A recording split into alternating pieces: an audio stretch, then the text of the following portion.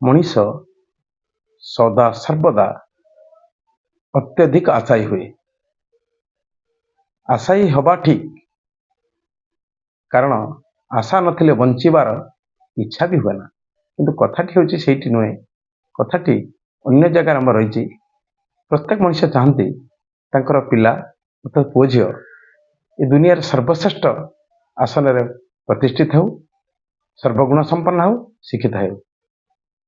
କିନ୍ତୁ ଆମେ ଜୋର ଜବରଦସ୍ତି କରିବା ଫଳରେ କ'ଣ ଅସୁବିଧା ହୁଏ ସେ ସମ୍ପର୍କରେ ଗୋଟିଏ ସୁନ୍ଦର କାହାଣୀଟି କହୁଛି। ଥରେ ଜଣେ ବ୍ୟକ୍ତି ବିବେକାନନ୍ଦ ପାଖକୁ ଯାଇ ପହଞ୍ଚିଲେ। କହିଲେ, ମହାଭାଗ, ଆପଣ ତ ଅନେକ କଥାର ସମାଧାନ ମୋର କରିଦେଇଛନ୍ତି। ମୋର ଯେଉଁ ଦୁଷ୍ଟ ପୁଅଟି ସେ ପଢ଼ାପଢ଼ି କରୁନାହିଁ ଏବଂ ପାଠ ତାର କିଛି ହେଉନି। ଯେତେ ଚେଷ୍ଟା କଲେ ବି ତା ମା, ମୁଁ ଏବଂ ତାର ଶିକ୍ଷକ ସମସ୍ତେ ଚେଷ୍ଟା କରିବା ସବୁ ନିଷ୍ଫଳ ହେଉଛି। ତେଣୁ ଆଜ୍ଞା ତାର ପ୍ରତିକାର କୁହନ୍ତୁ। ବିବେକାନନ୍ଦ କହିଲେ, ଠିକ୍ ଅଛି, ତୁମେ 2 ଦିନ ଛାଡ଼ି ମୁଁ ଯେଉଁ ବଗିଚାରେ ବସେ ସେ ବଗିଚାରେ ମୋତେ ସାକ୍ଷାତ କରିପାରିବ। 2 ଦିନକୁ ଅପେକ୍ଷା କଲେ। ଦିନ ପରେ ଦିନ ଗଡ଼ି ଚାଲିଲା। 2 ଦିନ ଠିକ୍ ଯେଉଁ ସମୟରେ କହିଥିଲେ ବିବେକାନନ୍ଦ ସେହି ସମୟରେ ଏ ବ୍ୟକ୍ତି ଜଣକ ତାଙ୍କ ପାଖରେ ପହଞ୍ଚିଗଲେ। ତାଙ୍କୁ ପଚାରିଲେ, ଆଜ୍ଞା ଏବେ କୁହନ୍ତୁ ମୋ ପୁଅ ଏ ପାଠରେ ମନ ନ ଦେବାର କାରଣ କ'ଣ? ବିବେକାନନ୍ଦ କିଛି ନ କହି ଗୋଟିଏ ବାଉଁଶ ଗଛ ଆଡ଼କୁ ହାତରେ ଇଙ୍ଗିତ କଲେ। ଲୋକଟି ଚାହିଁଲା ବେଳେ ଗୋଟେ ଅଦ୍ଭୁତ ଦୃଶ୍ୟ ଦେଖିଲା। ବାଉଁଶ ଗଛରେ କିଛି ଆମ୍ବ, ପେନ୍ଥା ଆମ୍ବ ଝୁଲେଇ ଦିଆଯାଇଛି।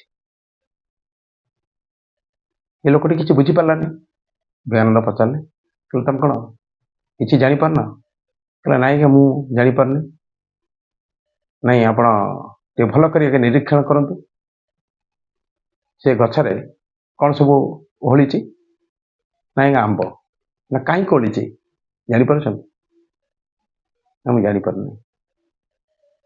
ବିବେକାନନ୍ଦ ସେଇଥିଲାଗି ତୁମେ ଠିକ୍ ଭାବରେ ବୁଝିପାରିନା ତମ ପୁଅକୁ, ଯୋଉଥିପାଇଁ କି ତମର ଅସୁବିଧା। ତମେ ଚାହିଁଛ ଅଧିକ,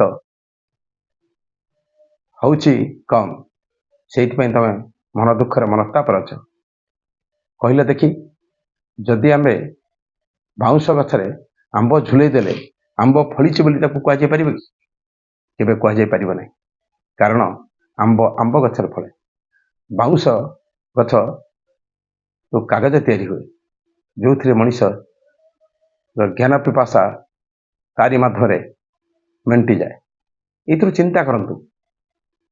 ଆପଣଙ୍କ ପୁଅ ଯଦି ବାଉଁଶ ଗଛ, ତାହେଲେ ଆପଣ ଚିହ୍ନି ପାରୁନାହାନ୍ତି। ତେଣୁ ବାଉଁଶ ଗଛରେ ଆପଣ କାଗଜ ତିଆରି କରନ୍ତୁ, ବାଉଁଶ ଗଛରେ ଘର ତିଆରି କରନ୍ତୁ, ବାଉଁଶ ଗଛରେ ବାଡ଼ି ତିଆରି କରନ୍ତୁ।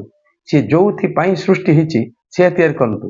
ତାଠାରୁ ଯଦି ଆମ୍ବ ଫଳିବାର ଅଛି ତାହେଲେ ଆମ୍ବ ଗଛ ଲଗାଇବାର ଥିଲା। ଆପଣଙ୍କର ଜାଣିବା ଦରକାର ଯେ ଆପଣ ପୁଣି ଆମ୍ବ ଗଛ ନୁହେଁ। ତେଣୁ ଆମ୍ବ ଗଛଟାର ଆହୁରି ମହତ୍ତ୍ୱର କାମରେ ସେ ଲାଗିପାରିବ। ଆପଣ ବୁଝିପାରୁନାହାନ୍ତି, ଯାହାଫଳରେ ଆମ୍ବ ଫଳିବାକୁ ଚେଷ୍ଟା କରୁଛନ୍ତି। ଆପଣ ଯଦି କରଞ୍ଜ ଗଛଟେକୁ ନେଇକି ଆପଣ ଚନ୍ଦନ ପେଡ଼ିରେ ଘଷିବେ, ସେ କ'ଣ ଚନ୍ଦନ ବାସିବ କି? ବାସିବ ନାହିଁ। ତେଣୁ ଆପଣ ଚିନ୍ତା କରନ୍ତୁ, କରଞ୍ଜ ଗଛ ଭଲ କରଞ୍ଜ ଗଛଟେ ଭଲ ଜାଳ ହେଇପାରିବ। ତାକୁ ଚନ୍ଦନ କାଠ ବୋଲି ଯଦି ସମସ୍ତେ ଚେଷ୍ଟା କରିବେ ତାହେଲେ ସେ ଚନ୍ଦନ କାଠ ହେଇପାରିବନି। ବରଂ ଆପଣ ସେଥିପାଇଁ ଚିରଜୀବନ ଦୁଃଖୀ ରହିବେ। ସେଇଥିପାଇଁ ପ୍ରତ୍ୟେକ ଗାର୍ଡ଼ିଆନକୁ ମୋର ଅନୁରୋଧ ଯେ ଆପଣମାନେ ପିଲାଟାକୁ ଆଗେ ଚିହ୍ନନ୍ତୁ, ତାର ପ୍ରତିଭାକୁ ଚିହ୍ନନ୍ତୁ, ତାର ଅନ୍ତର୍ନିହିତ ଗୁଣକୁ ଚିହ୍ନନ୍ତୁ, ତାର ପ୍ରକୃତିକୁ ଚିହ୍ନନ୍ତୁ, ସେ ତାର ଇଚ୍ଛାକୁ ଚିହ୍ନନ୍ତୁ, ତାର ଅନିଚ୍ଛାକୁ ଚିହ୍ନନ୍ତୁ।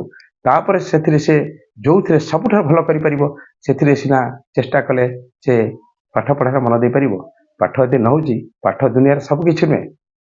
କିନ୍ତୁ ଆମେ ଯେକୌଣସି ବିଷୟରେ ଶିକ୍ଷାଦାନ କଲେ ସେଇଟା ମଧ୍ୟ ପାଠ।